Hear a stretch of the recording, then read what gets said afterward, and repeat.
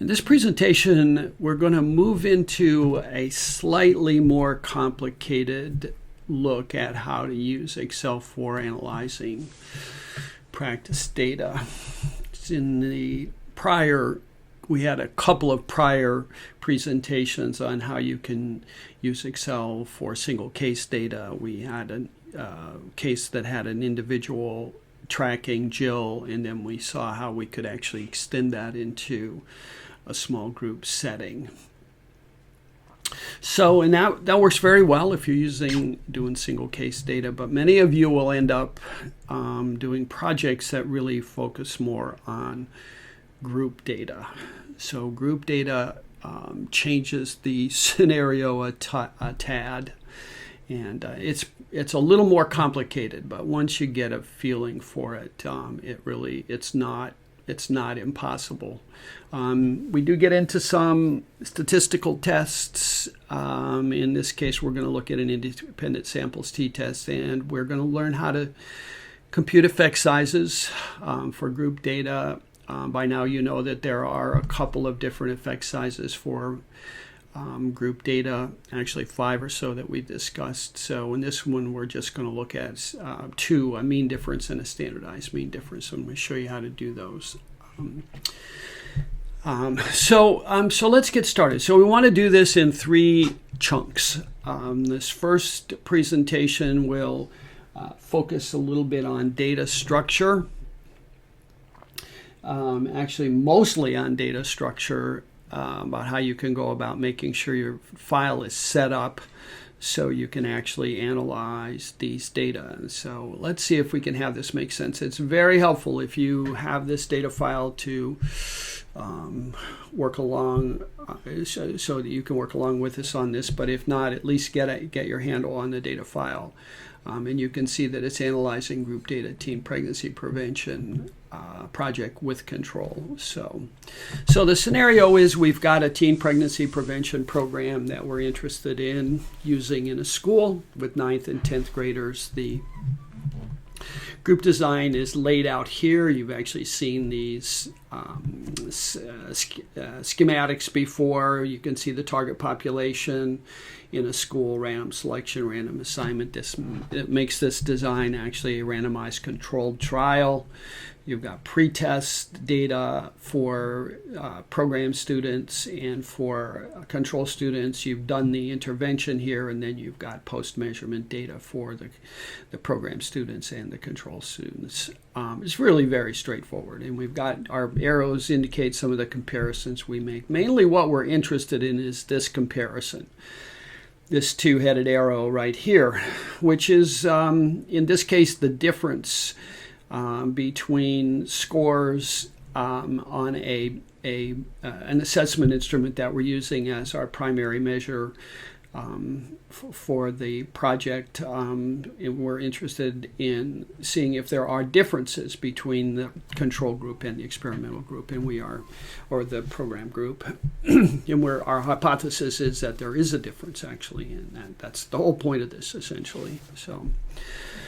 So how you set up your data file to do this test is really very important, but it's not mysterious, and we show you how to do this in this spreadsheet essentially. So you can see the scores. You can actually, and they're sort of set up per the design in some ways. So we always have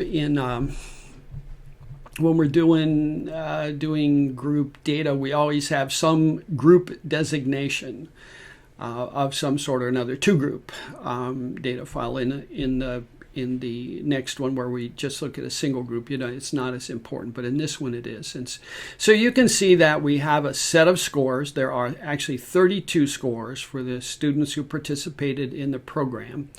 And then there are 28 scores for students who participated in the control group. And I actually like to set up these little counters here. That gives me a sense. I mean, you don't have to do it that way, but it gives you a sense of how many, the ends in each group, which can actually be helpful. for us. There are other ways to do it, but I like setting it up that way.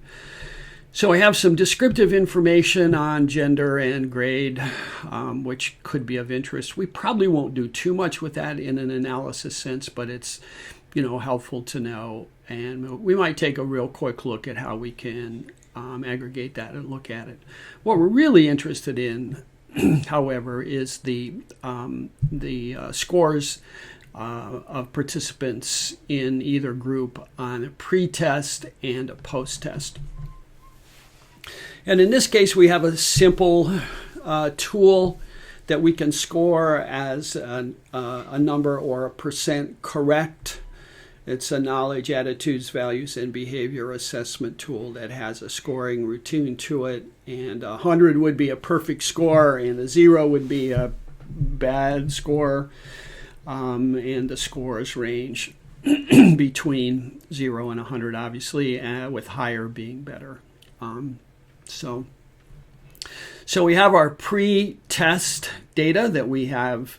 So our program pre-test data would be in this box. Our program, our control pre-test data would be in this box, and then our post scores for the program group would be in this box, and our control would be in this box. So that's really how we set up the data file. You want to give you a chance to sort of look at how we did it, how it gets structured.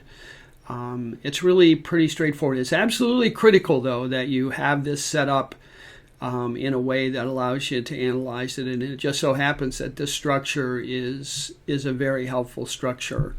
One of the nice things about Excel is that you can embed graphics in this. So this presentation is, I think, enhanced. At least we were feeling it was enhanced in part by having the schematic in it. So you could actually see where the data here end up in the evaluation design.